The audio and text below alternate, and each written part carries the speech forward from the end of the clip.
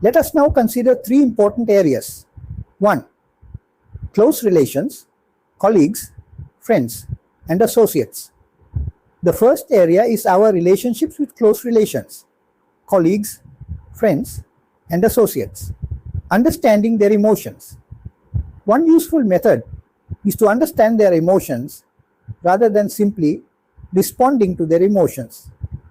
Suppose someone speaks to us angrily.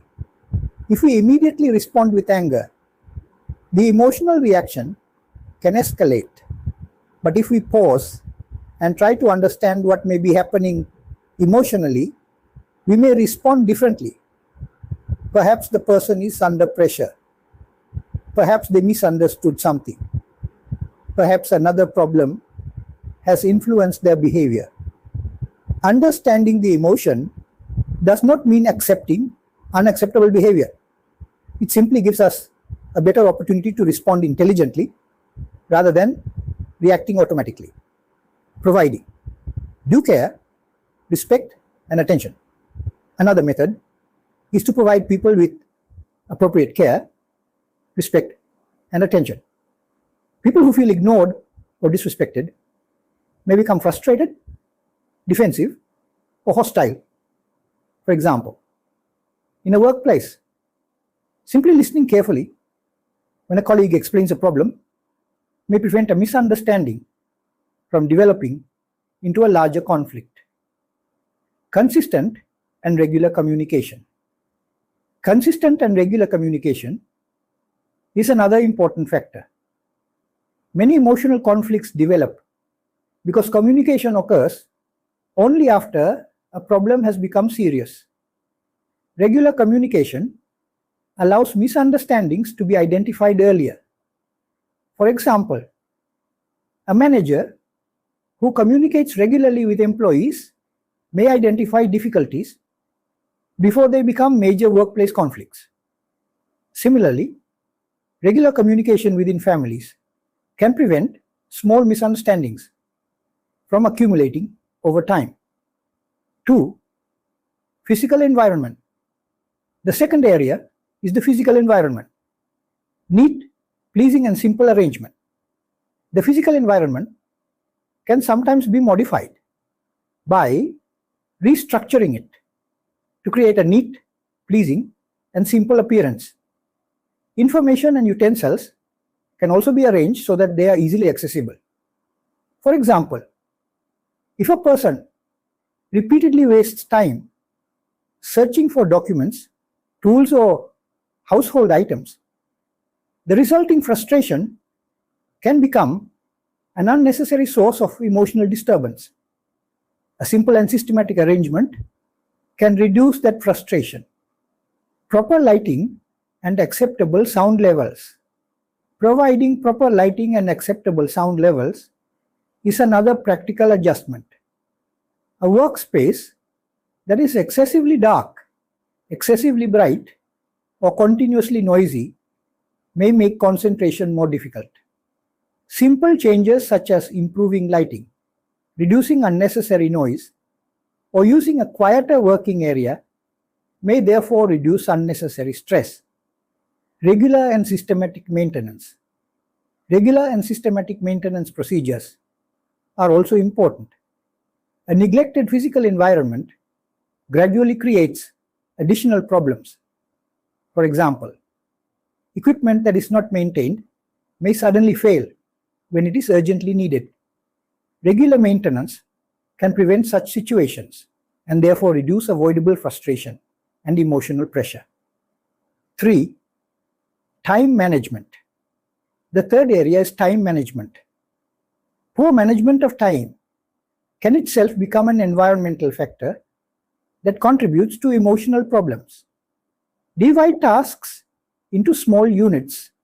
One useful method is to arrange tasks into small units that can be completed within a short period with identifiable results. A large task may appear overwhelming, but when it is divided into smaller components, each completed component provides a clear sense of progress. For example, instead of trying to complete an entire large report at once. We can divide it into gathering information, organizing the material, preparing the first section, reviewing it, and completing the final section. Pre-plan. Activities with realistic time targets. We should also pre-plan activities with realistic time targets. Unrealistic deadlines can create unnecessary pressure.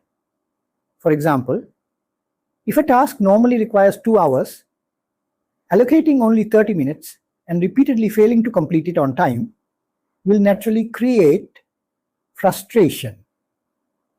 A realistic plan allows us to work with greater confidence and reduces unnecessary emotional pressure. Keep alternate plans. It is also useful to keep alternate plans for achieving the expected end results. Unexpected events can occur. A computer may fail, a person may become unavailable, transportation may be delayed, or an important piece of information may not arrive on time. If we have an alternative plan, such unexpected events are less likely to produce an extreme emotional reaction. The objective is not to predict every possible problem. It is simply to avoid becoming completely dependent on one narrow pathway to achieve the desired result. Delegate. According to capabilities. Finally, work should be delegated according to the capabilities of each person, with defined objectives. The expectations regarding the target should also be communicated clearly. For example, assigning a technically complex task to someone without the necessary knowledge and then expecting excellent results is likely to create frustration for everyone involved. If responsibilities are assigned according to capability, objectives are clearly defined, and expectations are properly communicated, many unnecessary conflicts can be avoided. Bringing the ideas together. Let us now bring these ideas together. Some emotional triggers can be reduced by selecting the environments in which we spend our time. Some can be reduced by avoiding unnecessary exposure to harmful situations. Others can be managed by modifying the environment systematically. We can examine our physical surroundings. We can examine our social groups. We can examine our workplace. We can improve our relationships through understanding, respect, attention, and communication. We can organize our physical environment. And we can manage our time through realistic planning, smaller tasks, alternative plans, and appropriate delegation. The important point is that emotional management does not always begin after an emotion has already become intense. Sometimes, effective emotional management begins much earlier by examining and adjusting the conditions that are likely to produce that emotion. The value of ancient and modern knowledge.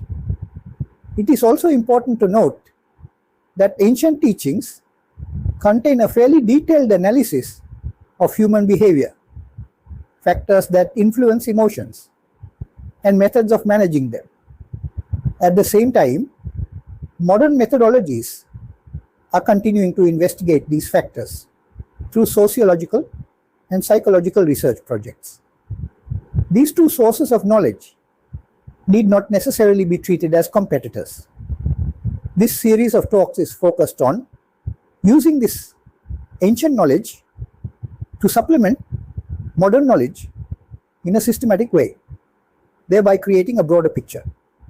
By combining careful observation, personal records, common sense, modern psychological knowledge, and the wisdom available from ancient teachings, we may develop a more comprehensive understanding of how emotions arise and how they can be managed. Conclusion.